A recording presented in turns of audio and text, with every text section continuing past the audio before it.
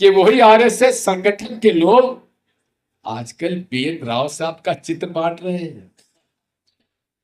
BN Rao साहब का हम तो जानते भी नहीं थे ये है कौन।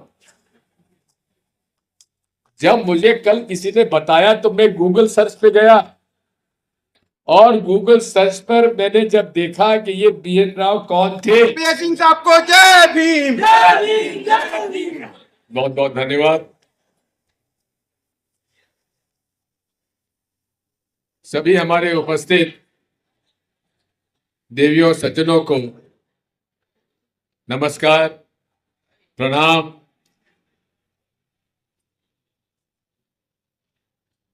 वालेकुम सलाम, सत श्री अकाल, नमो बुद्ध और जय भीम। साथियों, हजारों वर्षों तक इस देश में भेदभाव रहा। लोगों को ही सभी को बराबरी का दर्जा नहीं था, सभी को अधिकार नहीं थे। और उसके बाद देश की आजादी में सबने हिस्सा लिया, देश आजाद हुआ। और उस समय जब भारत का संविधान लिखने के लिए किसका चयन किया जाए, तब पंडित जवाहरलाल नेहरू, सरदार वल्लभ भाई पटेल जी महात्मा गांधी जी के पास गए और उनसे अनुरोध किया कि संविधान सभा में इस समिति का अध्यक्ष किसको बनाया जाए। महात्मा गांधी ने कहा, एक ऐसे व्यक्ति का चयन होना चाहिए जिसके समाज ने हजारों सालों तक सामाजिक अन्याय भोगा, जिसके समाज ने, जिसके परिवार ने गरीबी देखी है, जो स्वयं के पैरों पर खड़ा होकर उसने शिक्षा ग्रहण की है, जिसने कानून को पढ़ा है, समझा है, और जो निर्भीक है, अपनी बात कहने से डरता नहीं हो, ऐसे व्यक्ति को चुना जाए। तब तीनों के मन में एक ही नाम आया, वो था बाबा साहब अम्बेडकर। मैंने जानबूझकर सबका, जितने यहां पे धर्म है, उनको संबोधित करते हुए प्रणाम कहा था, क्योंकि भारतीय संविधान ने हम सबको एक समान अधिकार दिया है, जो हजारों वर्षों से हम लोगों को नहीं मिला हुआ। साथियों, मैं सनातन धर्म को पालन करने वाला हिंदू हूं, लेकिन सनातन धर्म को बदनाम करने का षड्यंत्र चला हुआ, और वो कौन कर रहे हैं? वो लोग जो इस देश में जाति और धर्म आपस में लड़ाकर राजनीतिक लाभ उठाना चाहते हैं, वो ही सनातन धर्म को आज बदनाम कर रहे हैं। मैं आपसे कहना चाहता हूं, सनातन धर्म में कभी वर्ण व्यवस्था जन्म के आधार पर नहीं थी, कर्म के आधार पर थी। मनुस्मृति की बात होती है, यही हमको नहीं मालूम कि मनु जी कितने हजार वर्षों पहले थे, उसका कोई हमारे पास उल्लेख नहीं है। लेकिन मनुस्मृति के भी अगर आप गूगल जाके देखेंगे तो उसमें आता है कि उसके भी अनेक उसके ड्राफ्ट हैं, मजमून उसका अलग अलग है। लेकिन एक बात साफ, आप मनुस्मृति को सही मानते हैं या भागवत गीता को सही मानते हैं? सनातन धर्म की सबसे महत्वपूर्ण गीता का हम लोग जो सम्मान करते हैं, सनातन धर्म उसको मनुस्मृति से बड़ा मानते हैं। और उस गीता के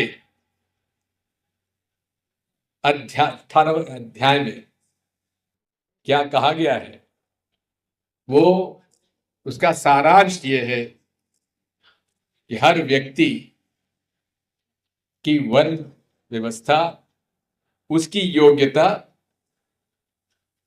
और उसके कर्म पर आधारित है, जन्म के आधार पर आधारित नहीं है।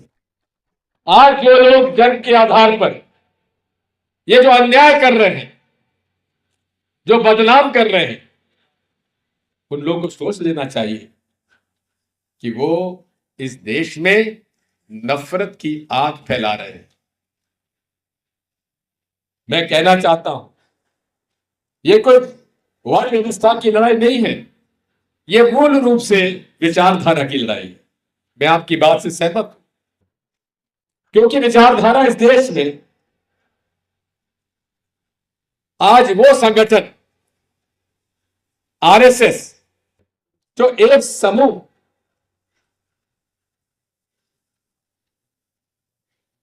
को आज वो समूह है, वो समूह इस देश में अनैतिक रूप से कब्जा करना चाहता है और उसके माध्यम से आज पूरे देश में ये नफरत की आग फैलाई जा रही है। ये देश सबका है और सनातन धर्म प्रेम, सद्भाव, सत्य, अहिंसा का मार्ग बताता है। और यही नहीं है, स्वामी विवेकानंद जी ने भी ये बात कही है, चाहे कोई धर्म हो, चाहे सनातन धर्म हो, चाहे इस्लाम हो, चाहे ईसाई धर्म हो, चाहे बौद्ध धर्म हो, चाहे भगवान हमारे जैन धर्म हो, सबका एक मूल आधार है इंसानियत। इंसानियत के मार्ग से ही देश की तरक्की होती है, समाज की तरक्की होती है। और इंसानियत क्या है? प्रेम, सद्भाव, सर्वधर्म समभाव। अरे हमारा सर्वधर्म समभाव हमारे सनातन धर्म का मूल है।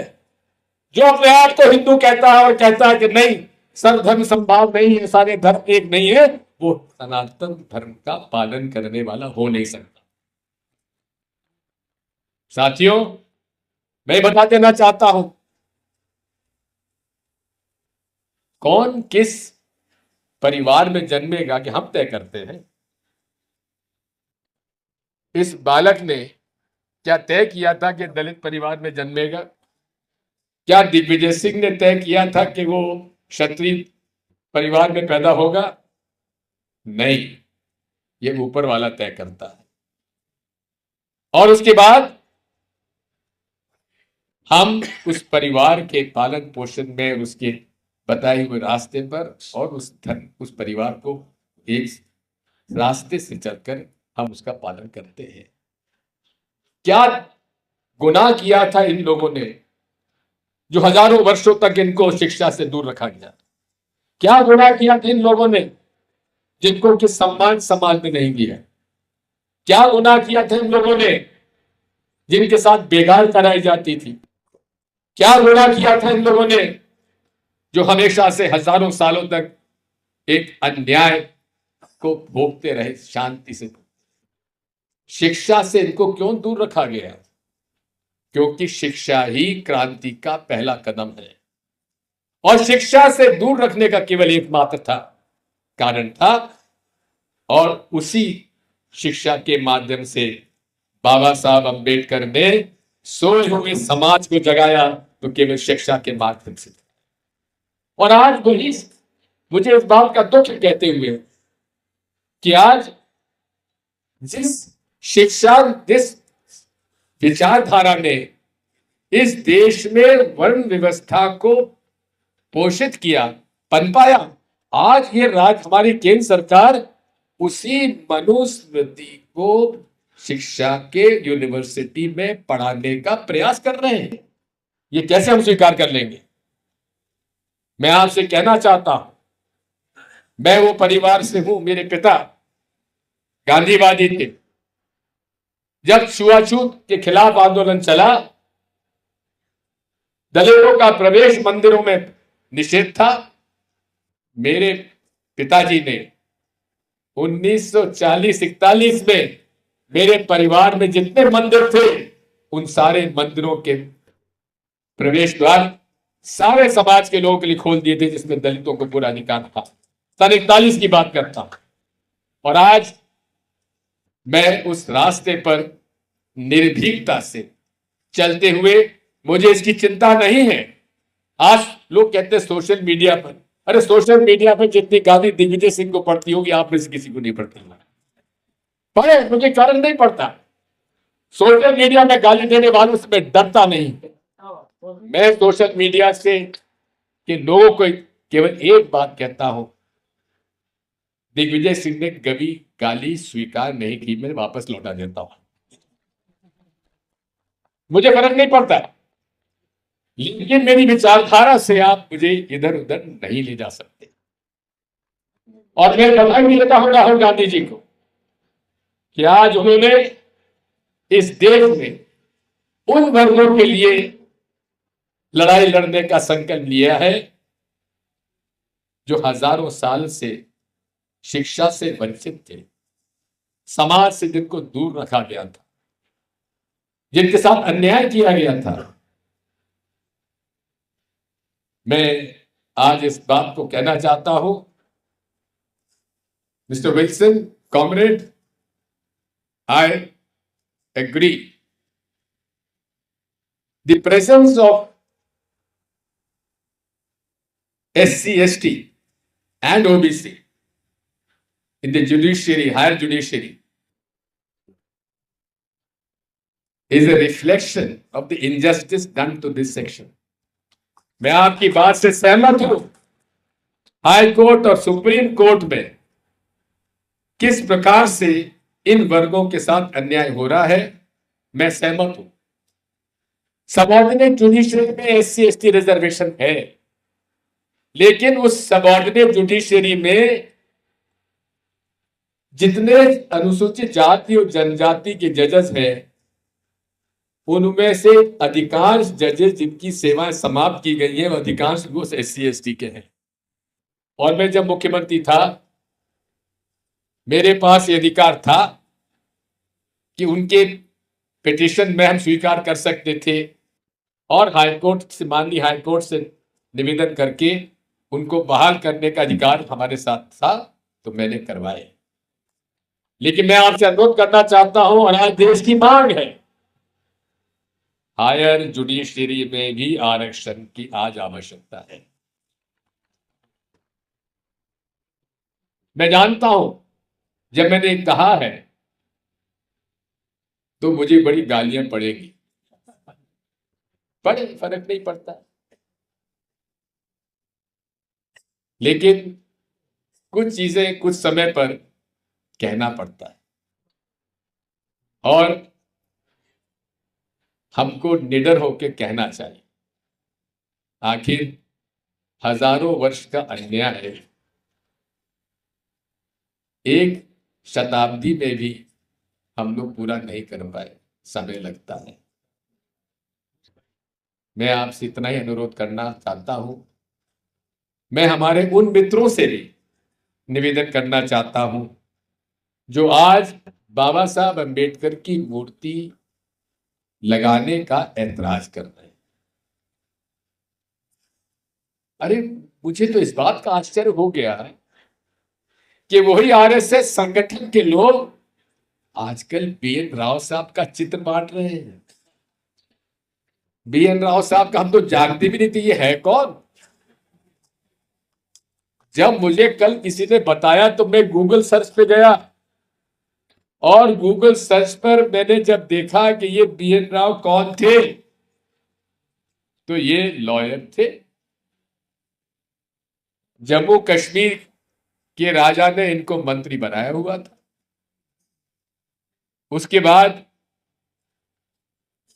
इन्हें लीगल एडवाइस के लिए चयन किया गया और चयन करने के बाद ये हमारे संयुक्त राष्ट्र यूनाइटेड नेशंस में प्रतिनिधि के ऊपर गए गए और वहां अध्यक्ष बने गए। 1953 में उनका स्वर्गवास हो गया। ये आरएसएस की ढूंढ है, कैसे हम मुकाबला करें बाबा साहब का, कैसे एक वर्ग विशेष के लोगों को फिर से उसमें शामिल करें कि नहीं, बाबा साहब अंबेडकर ने संविधान नहीं बनाया, अरे हमारे ही एक वर्ग ने संविधान बनाया है। भाई मैं इनकी कारगुजारी, इनकी क्षमता, झूठ बोल के लोगों को गुमराह करने की क्षमता का मैं बहुत कायल हूं। इनसे बड़ा झूठ बोलना और झूठ बोलकर लोगों को विश्वास दिला देना, भाई मेरे संघी लोग अब शर्म करो। इतिहास तुम बदल नहीं पाओगे, कितना ही प्रयास कर लो। आजादी की लड़ाई में ये जब लिखा जाएगा कि अंग्रेजों के समय में ब्रिटिश हुकूमत के खिलाफ गांधी जी ने जब भारत छोड़ो आंदोलन का संदेश दिया था, जेल गए थे, उस समय आरएसएस ने कहा था नहीं, अंग्रेजों की सेना में भर्ती हुई है और भर्ती होकर ब्रिटिश हुकूमत का साथ दीजिए। ये भी हम नहीं भूल सकते कि जनसंघ के जिन्होंने गठन किया, श्यामा प्रसाद मुखर्जी, जो कि हिंदू महासभा के अध्यक्ष थे, उन्होंने सरकार बंगाल में मुस्लिम लीग के साथ बनाई थी। ये इतिहास है। और यही नहीं है, नॉर्थ वेस्ट फ्रंटियर में भी सरकार मुस्लिम लीग से मिलकर हिंदू महासभा ने सरकार बनाई थी। आज ये कितना ही कह दें, ये इतिहास नहीं बदल पाओगे। मैंने हमेशा से हिंदू मुस्लिम एकता की लड़ाई लड़ी है। जो सांप्रदायिक कटुता फैलाता है, चाहे हिंदू हो, चाहे मुसलमान हो, चाहे सिख हो, चाहे ईसाई हो, मैं उसको स्वीकार नहीं करूंगा और मैं उसके खिलाफ हूं, खिलाफ था और खिलाफ रहूंगा। मैं जब आंध्र प्रदेश का महामंत्री था, इंचार्ज कांग्रेस पार्टी का, आरएसएस के लोगों ने अनेक बार मुझ पर मानहानि के दावे किए। ग्वालियर का तो आपके केस मालूम ही है, उसके बारे में बताने की आवश्यकता नहीं है। कम से कम 5 और से राज्य ऐसे हैं जहां मुझ पर मानहानि का दावा चला हुआ है। मेरा दोष क्या है कि आरएसएस के बारे में जो सच्चाई है वो बोल देता हूं। और यही नहीं, जब आंध्र प्रदेश में इंचार्ज था, मैंने जाकर एमआईएम के गढ़ पुराना हैदराबाद शहर में जाकर जब कांग्रेस पार्टी की आम सभा मैंने एमआईएम के खिलाफ ली, तब 4 केसेस मुझ पे दर्ज किए गए मानहानि के। तो दिग्विजय सिंह वो व्यक्ति है जिसके ऊपर मानहानि का दावा आरएसएस भी करती है और दूसरी तरफ एमआईएम के ओवैसी जी भी करते हैं। मैं इनसे घबराता नहीं हूं। ये देश सबका है। ये देश में अन्याय और अत्याचार के खिलाफ कांग्रेस लड़ती आई है, लड़ती रहेगी और हम लोग मिलकर इस देश में जो संदेश राहुल गांधी ने दिया है, नफरत के बाजार में मोहब्बत की दुकान खोलने का, हम उस मोहब्बत की दुकान खोलने का हर व्यक्ति प्रयास करेगा। ये मैं आपसे अनुरोध करना चाहता हूं। जो यहां प्रस्ताव पास करना चाहते हो, मुझे प्रस्ताव पढ़ने की आवश्यकता नहीं, मेरी उसमें सहमति मानकर चलिए, क्योंकि बाबा साहब अंबेडकर की मूर्ति जो सुप्रीम कोर्ट में लगी हुई है, उसे यहां लगने में क्यों ऐतराज करते हो भाई? क्यों अपने एक समूह को बदनाम कर रहे हो? मुझसे कहा जाता है साहब बार एसोसिएशन में बहुमत हमारा है। अरे बहुमत से आप तय करोगे कि बाबा साहब अम्बेडकर की लगना चाहिए नहीं लगना चाहिए? आप कितने ही बड़े हो, कितना ही बड़ा आपका समाज हो, कितने ही आप ज्ञानी क्यों ना हो, लेकिन बाबा साहब अम्बेडकर का अपमान हम लोग नहीं सहन कर सकते। मैं आपसे कहना चाहता हूं, यह अपमान उस व्यक्ति का है जिसने सोते हुए समाज को जगाया है। यह अपमान भारत देश का है, भारतीय संविधान का है। इसको हम सहन नहीं करेंगे। आप सब लोगों ने मुझे बुलाया, बहुत बहुत धन्यवाद। और हमारे कम्युनिस्ट पार्टी के जसविंदर जी बैठे हुए हैं, हमारे जाटव साहब जहां पे मौजूद थे अभी, उन सबको मेरा लाल सलाम।